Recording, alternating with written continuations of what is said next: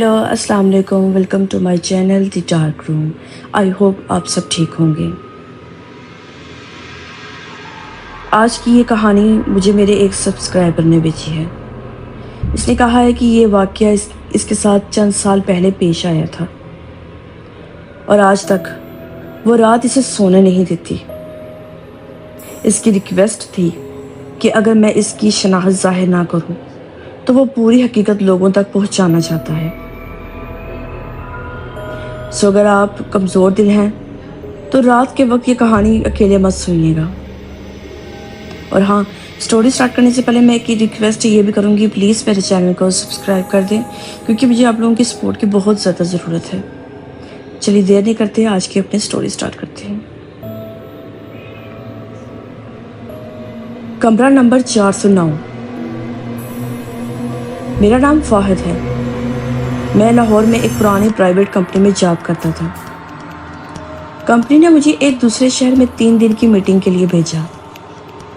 चूँकि रात काफ़ी हो चुकी थी, इसीलिए मैंने शहर के एक पुराने होटल में कमरा बुक करवा लिया।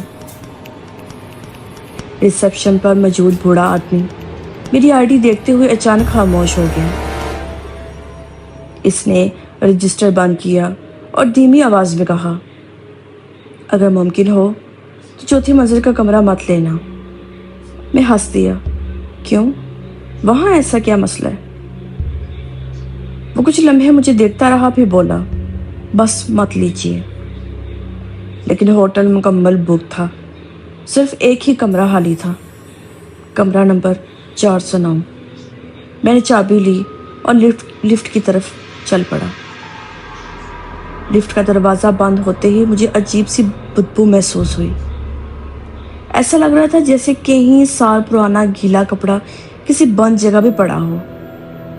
लिफ्ट चौथी मंजिल पर रुकी। दरवाज़ा खुला। सामने लंबी सुनसान राहदारी थी। हर तरफ खामोशी, इतनी खामोशी कि मेरी अपनी सांस की आवाज़ भी साफ सुनाई दे रही थी। कमरा नंबर 409 सबसे आखिरी कोने में था। मैं दरवाजे तक पहुंचा। जैसे ही चाबी लॉक में डाली, अंदर से किसी ने हैंडल हिलाया। मैं एक लम्हे के लिए जम गया। दिल में आया शायद कोई पहले से मौजूद हो। मैंने दोबारा हैंडल दबाया। इस बार सब खामोश था। दरवाज़ा खुला। कमरा मुकम्मल खाली था। मैंने पूरा कमरा चेक किया। बेड, अलमारी, बाथरूम, कोई नहीं था। मैंने खुद को समझाया कि शायद मेरा वहम था। रात तकरीबन 12 बजे मैं सोने लगा। लाइट बंद की। सिर्फ खिड़की से शहर की हल्की रोशनी अंदर आ रही थी। 5 मिनट भी ना गुजरे थे कि बेड के नीचे से किसी के नाखून फर्श पर रगड़ने की आवाज़ आने लगी। मैं फौरन उठ बैठा। आवाज़ बंद हो गई। मैंने मोबाइल की टॉर्च जलाई और आहिस्ता से बेड के नीचे रोशनी डाली। वहाँ कुछ भी नहीं था। मैंने गहरी सांस ली और दोबारा लेट गया। इस बार शायद 2 मिनट ही गुजरे होंगे कि किसी ने मेरे कान के बिल्कुल करीब आकर बहुत आहिस्ता कहा, नीचे मत देखना। मेरे पूरे जिस्म में जैसे बिजली दौड़ गई। मैं फौरन उठकर बैठ गया। कमरा खाली था। दरवाज़ा अंदर से लॉक था। खिड़की भी बंद थी। मैंने पूरी रात जाग कर गुजारने का फैसला किया। रात तकरीबन 3 बजे मेरे कमरे के कोने में रखा पुराना आईना खुद ब खुद हिलने लगा। फिर इसके अंदर किसी स्याह साए का अक्स नजर आया, लेकिन कमरे में मेरे अलावा कोई मौजूद नहीं था। मैंने कांपते हाथों से दोबारा आईने की तरफ देखा। इस बार आईने में 2 स्याह साया मेरी तरफ पीछे खड़े थे। मैं फौरन पलटा। मेरे पीछे कोई नहीं था। दोबारा आईने की तरफ देखा। साया अब भी वही मौजूद था और इसके चेहरे पर आहिस्ता आहिस्ता एक खौफनाक मुस्कुराहट उभर रही थी। इसी लम्हे کمرے کی تمام لائٹس ایک ساتھ جل اٹھی اور دروازے پر کسی نے 3 بار دستک دی، لیکن جب میں نے دروازے کے نیچے سے باہر دیکھا، وہاں کسی انسان کے پاؤں نہیں تھے، صرف ایک لمبا سیاہ سایہ دروازے کے نیچے سے آہستہ آہستہ کمرے کے اندر داخل ہو رہا تھا۔ میں خوف سے دروازے سے چند قدم پیچھے ہٹ گیا۔ وہ سایہ فرش پر ایسے پھیل رہا تھا جیسے کوئی زندہ چیز رینگ رہی ہو۔ چند ہی لمحوں میں وہ کمرے کے درمیان پہنچ گیا۔ اچانک سایہ غائب ہو گیا۔ کمرہ پھر سے خاموش تھا۔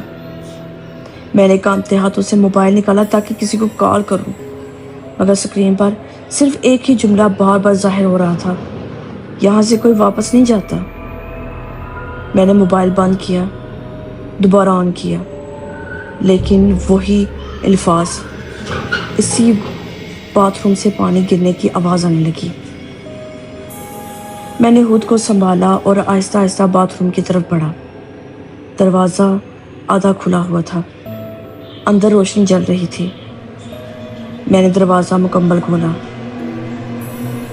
نل بند تھا، فرش خشک تھا، لیکن آئینہ دھند سے مکمل ڈھکا ہوا تھا، جیسے کسی نے ابھی گرم پانی استعمال کیا ہو۔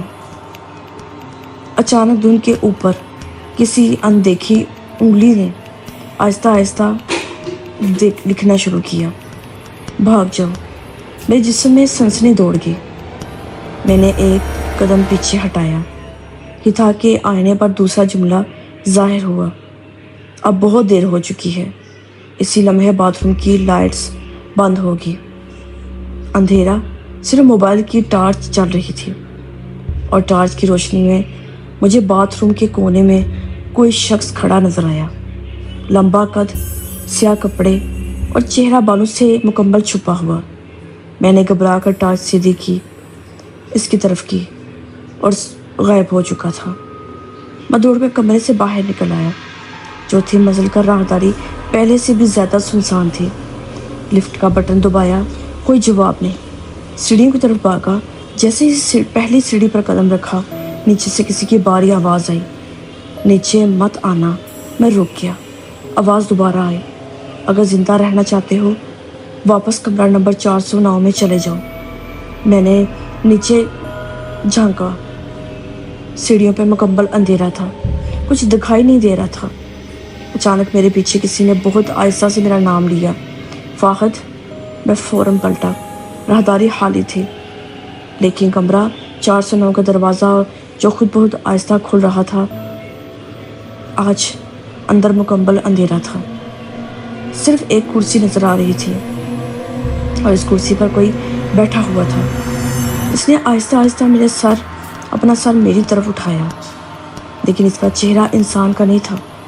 اسی لمحے پوری عمارت بجلی بند ہو گئی، اور پورا ہوٹل ایک ایسی چیخ سے گونج اٹھا جسے سن کر میرا خون جم گیا ہو۔ وہ چیخ ابھی تک میرے کانوں میں گونج رہی تھی۔ میں نے ہمت کر کے موبائل کی ٹارچ لائی، مگر اس کی روشنی پہلے جیسی نہیں تھی۔ ایسا لگ رہا تھا جیسے اندھیرا روشنی کو نگل رہا ہو۔ میں آہستہ آہستہ کمرہ 409 کی طرف بڑھا۔ دروازہ پوری طرح کھلا ہوا تھا، اندر کرسی خالی تھی، جیسے وہاں کبھی کوئی بیٹھا ہی نہ ہو۔ لیکن کمرے کی دیوار پر تازہ خراشوں سے ایک جملہ لکھا تھا، تم نے ہمیں دیکھ لیا ہے۔ میرے قدم وہیں رک گئے۔ اچانک راہداری کے دوسرے سرے سے کسی کے چلنے کی آواز آنے لگی۔ یہ قدموں کی آواز نہیں تھی، ایسا لگ رہا تھا جیسے کوئی بھاری چیز گھسیٹتا ہوا میری طرف آ رہا ہو۔ میں فوراً کمرے کے اندر چھپ گیا اور دروازہ آہستہ سے بند کر لیا۔ دروازے کے نیچے سے ایک سایہ گزرا، پھر رک گیا۔ کسی نے باہر سے دروازے پر ہاتھ رکھا، ہینڈل آہستہ آہستہ نیچے دبا، لیکن دروازہ نہ کھلا۔ چند لمحوں بعد سب خاموش ہو گیا۔ میں نے سانس لی اور کمرے میں نظر دوڑائی۔ بیڈ کے نیچے ایک پرانی ڈائری پڑی تھی، گرد سے بڑی ہوئی تھی۔ ایسا لگ رہا تھا جیسے برسوں سے کسی نے اسے ہاتھ ہی نہ لگایا ہو۔ میں نے ڈائری کھولی، پہلے صفحے پر لکھا تھا اگر تم یہ ڈائری پڑھ رہے ہو تو شاید اب تم بھی واپس نہ جا سکو۔ ہر صفحے پر مختلف لوگوں کے نام لکھے تھے اور ہر نام کے آگے صرف ایک تاریخ، لیکن کسی کے آگے واپسی کی تاریخ نہیں تھی۔ آخری صفحہ پلٹا، وہاں صرف ایک تازہ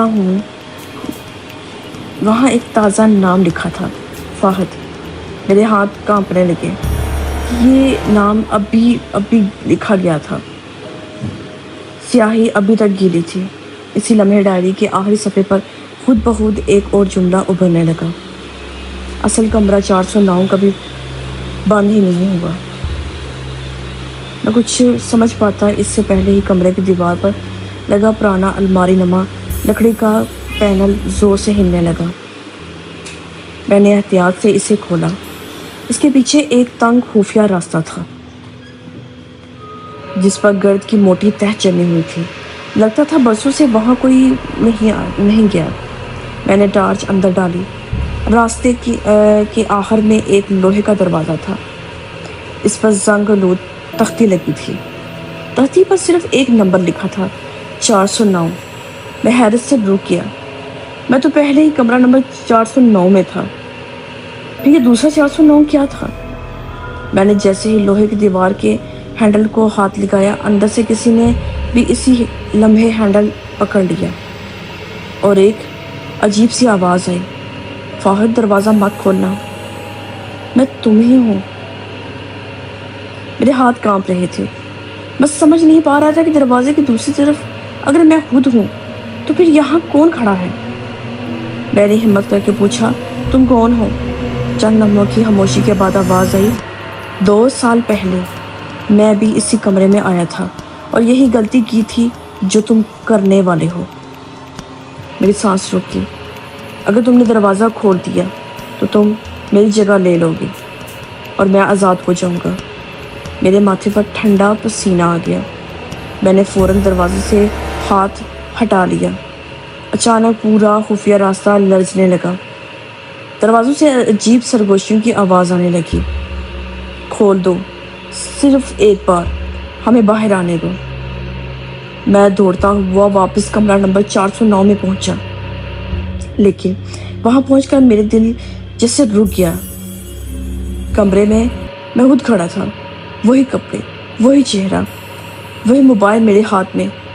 وہ شخص خاموشی سے مجھے دیکھ کر مسکرا رہا تھا، پھر بولا، تم بہت دیر سے آئے ہو۔ میں پیچھے ہٹنے لگا۔ اس نے ایک قدم آگے بڑھایا اور میں نے ایک قدم پیچھے۔ جتنا وہ آگے آتا میں اتنا ہی کمزور ہوتا جا رہا تھا۔ اچانک اس نے میرا ہاتھ پکڑ لیا۔ اس کا ہاتھ برف سے بھی زیادہ ٹھنڈا تھا۔ اس نے میری آنکھوں میں دیکھ کر کہا، یہ کمرہ ہر چند سال بعد ایک نیا چہرہ چنتا ہے، آج تمہاری باری ہے۔